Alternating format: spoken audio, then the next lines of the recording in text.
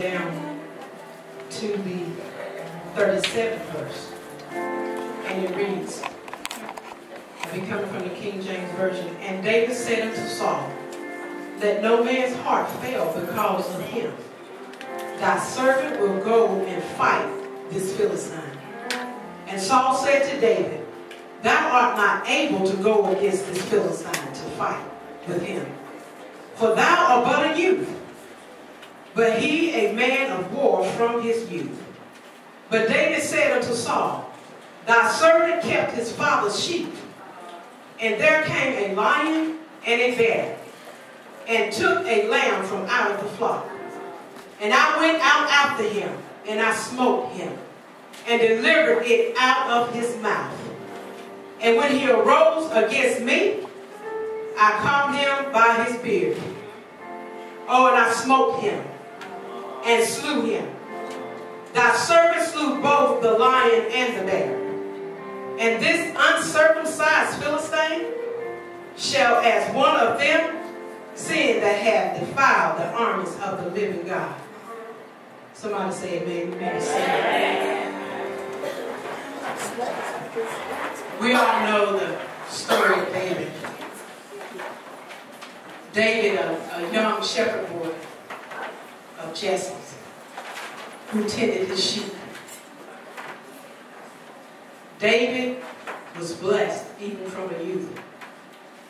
David has an assignment from his father Jesse. Jesse tells David, I want you to go to the valley of Elah, where your brothers are, the Israelite warriors, where they've been fighting a war against the Philistines. Go and give them something to eat. All right. What David does, he rises early the next morning. He don't wait around.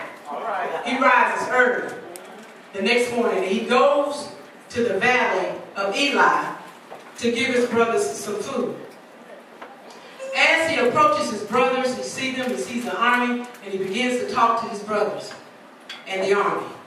And while he's talking to them, this giant called Goliath comes out, as he has been coming out for the last 40 days, taunting and challenging the Israelites' army.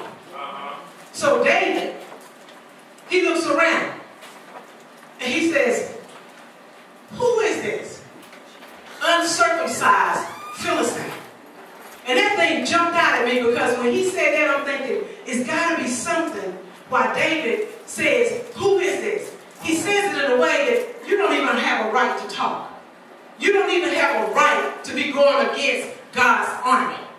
So David is saying, I've got a right, I've got a covenant with God. Who are you to think that you can beat God's army? All right.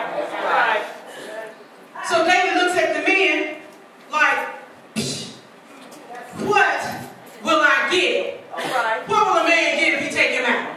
Come on down. So David asks the question, what will be given to me if I take him out? Taking his direction and his attention from the giant, from the enemy, All right. from the thing that's trying to keep him bound. He takes his attention from him and he says, what can I get for it? All right. They said, well, I'll tell you what you can get. You're going to get great riches. You can get the king's daughter. You can get a lot of things if you take him out.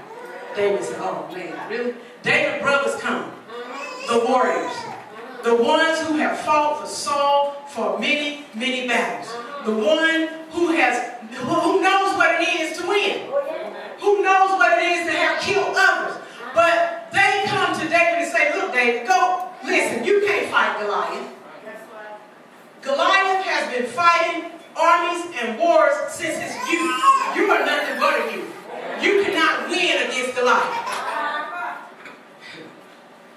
David says, I can win. So they go to Saul and they tell Saul of what David says. And David testifies to Saul. David tells Saul, he said, look, Saul, I'm a shepherd of my father. I'm a servant of my father. I tend sheep. And there was a lion and there was a bear who came and took one of the sheep from the flock. I went after it.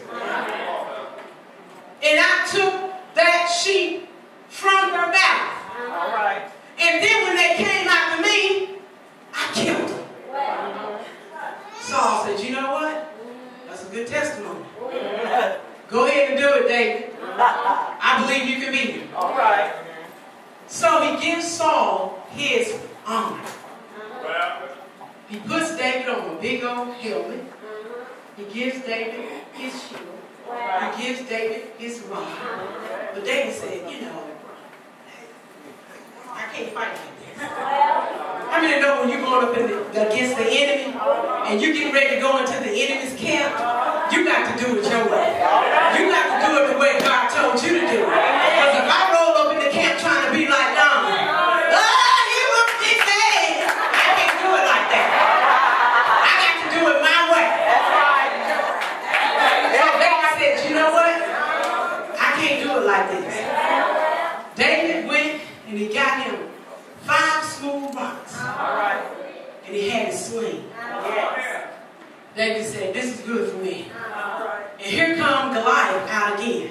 Send your best man up. You know he was talking junk probably from the projects.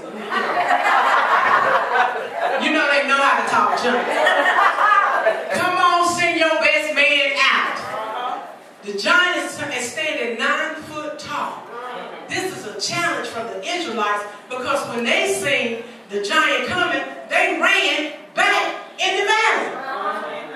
They retreated. Because it was a giant, it was someone that was bigger than them. It was someone that had more power than them. And in the natural, it was someone that could defeat them, so they retreated. But notice this is what David said. David said, who is this uncircumcised Philistine? I got a covenant with God. And God says that if you bless me, I'll bless you. If you curse me, I'll curse you. I am a seed of Abraham, Isaac, and Jacob. That's right. So, David goes, and he said, I am going to fight this. So they talking back and forth.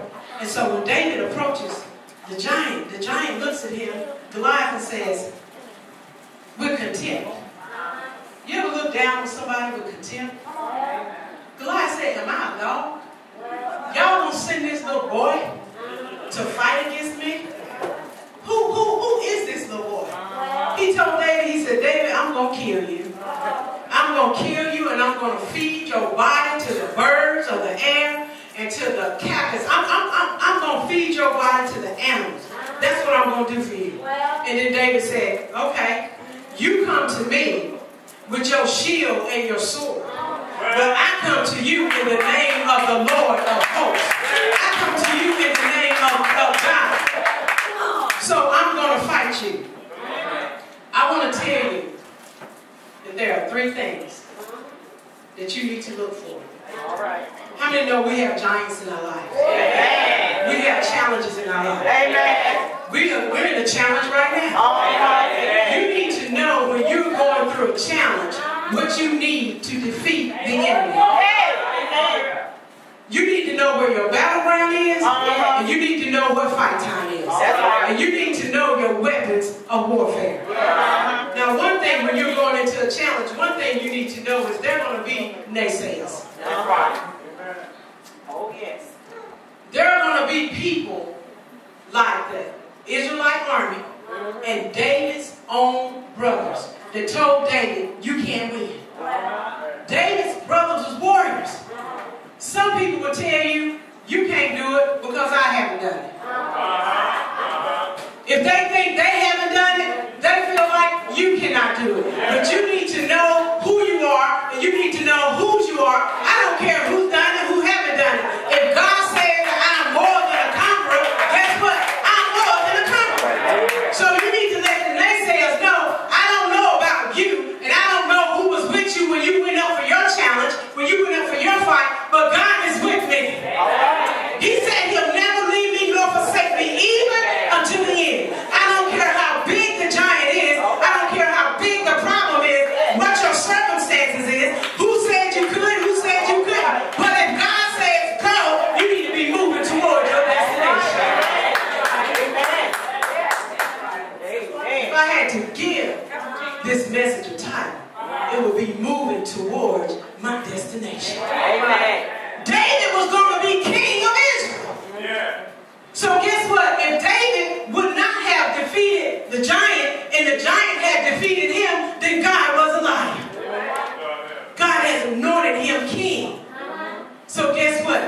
got an obstacle. David had a choice to make. Either I'm going to fight this giant or I'm going to retreat. What are you going to do today? Are you going to fight your giant? Or are you going to retreat? Know who you are. I don't care what the circumstance is. Know who you are. If there's a problem, God's got a promise. If you got a challenge of worrying about your children, the Word of God says peace will be on your children. Great will be the peace of your children. If you got a problem with finances, know if you give. I said if you give. Don't expect no shit to come in if you haven't sent no shit out. If you give, know that God said if you give, He'll give. Know that God says if you bless Him, He'll bless you. Know that God said that we are more than conquerors. Know that God says that we are above only and not beneath. Know that God says that greater is He that is within us than he that is in the world. You got to know who you are when you are coming up against a challenge. The enemy. The naysayers.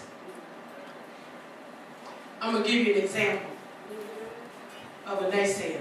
What's the title of the message? Moving towards your destiny. Now, the naysayers, they was telling David, go home. Matter of fact, they told David, who keeping your sheep? Don't you need to be home with your sheep? Go back to what you know you can do. This is too big for you.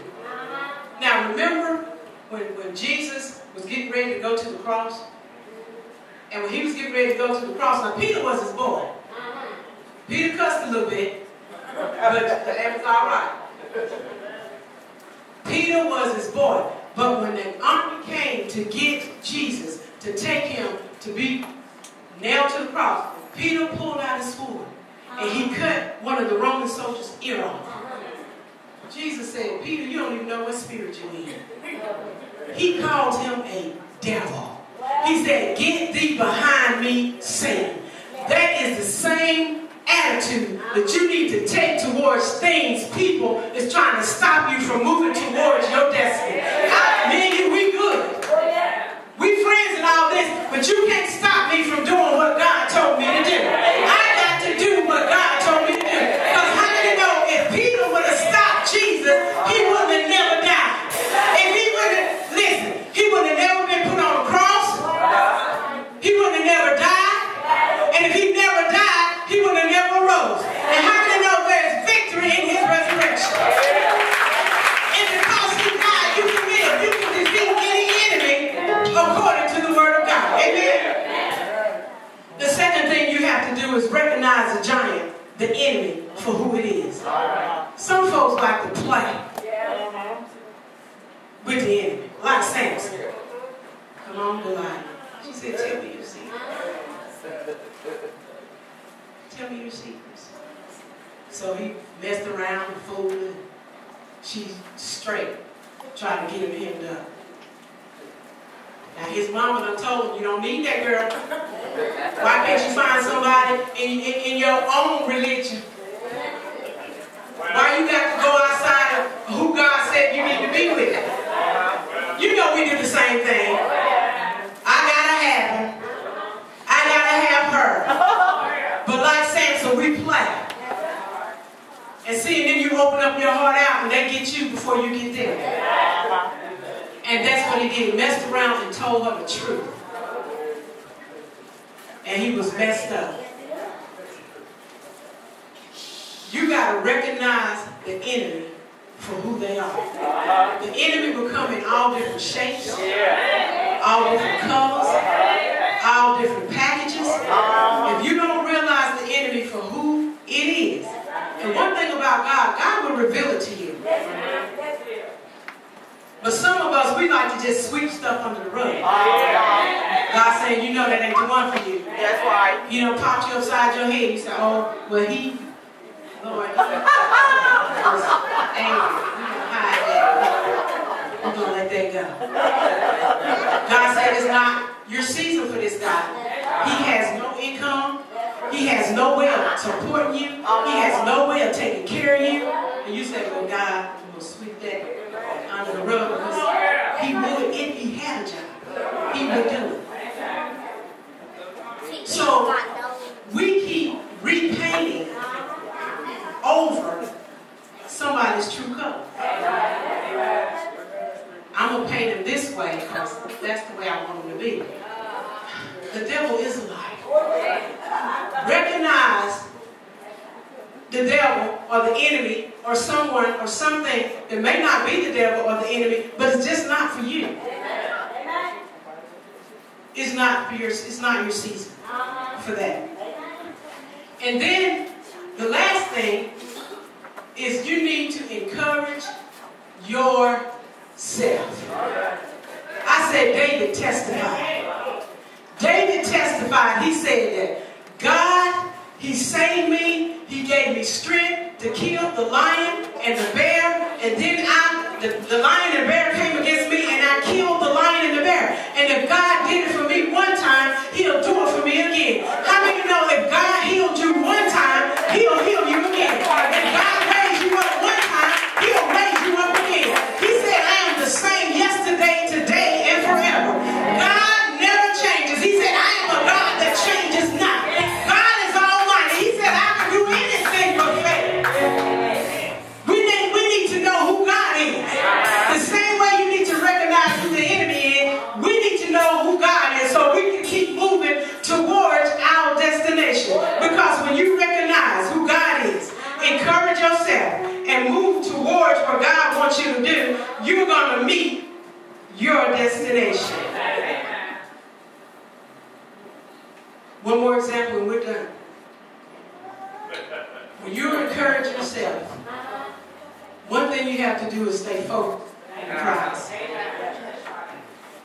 Remember when Jesus was preaching and was preaching to his disciples, and he told his disciples, he said, I want you to go to the other side.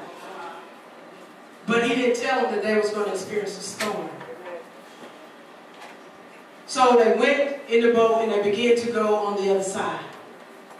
There came a storm. The wind was bolstering. The waves was hitting up against the boat. They didn't really realize, they didn't know what was going to happen, but they were afraid. Here comes the answer. Walking on the water. Something that man say you cannot do. Defying gravity. Walking on water. See, you got to keep your eye on the prize, and you got to know when God says that you can do something, it's supernatural. God can cause you to act in supernatural ways, do supernatural things. The answer comes walking on the water. And here go Peter and the disciples, they're in the boat. Thinking that they're going to die. Then they look and they see Jesus and they say it's a ghost. Immediately Jesus identifies himself and says, here am I. The same way he would do in your situation. If you draw nigh to Jesus, he will draw nigh to you. He comes walking on the water. And Peter says, Jesus, if that be you, bid me to come. That's Peter. All the other disciples are still in the boat. All the other disciples, they don't want to cross over and go towards Jesus. The purpose is to get to Jesus. The purpose is to stay focused on what God is telling you to do. Jesus represents what God is telling us to do. So we have to stay focused on it. When Jesus was there and said, come, Peter not only walked out on what man said could not be done, he walked out on the Word of God. See, Jesus was the Word of God made flesh that walked on the earth. See, but now we have the Holy Ghost and we have the Word of God. We have to stay focused on the Word of God. And whatever the Word of God says in your situation, you got to walk out on it. Not only did he walk out on the water, he walked out on the Word. Whatever the Word is saying about your situation, if there is a problem, there is a promise. What we need to do is stay focused on the Word of God. As soon as Peter got off the Word or off Jesus, he began to sink. And we're going to do that at times. We're going to fall. But he hollered out and he cried out. He said, Lord, save me. God will help you. But when you make a mistake, you got to what? Cry out. In the same way he pulled Peter up, he'll pull you up. If you keep your eye focused, Peter failed because he started looking at other things. See, when you're trying to walk towards your destiny, you got to keep your eye focused on what you want. And whatever the word says about how you're supposed to get it, that's what you're going to have to do. In all this, you have to be obedient to the word of God. That's where your success is. Amen? Come on, let's give God some praise. We are the children of God. No matter what the challenge, no matter what giant is in your life, God will make a way somehow. God will do what man says he cannot do. How many know that God still doing miracles? He's still deals in miracles. So we just got to keep moving towards our destination. Romans 8:37 says we are more than conquerors. Romans 8:31 says, if God be for us, who can be against us? 1 John 4:4 says greater. Somebody say greater. Greater is he who is in you than he that is in the world. Come on, let's stand and give God some praise.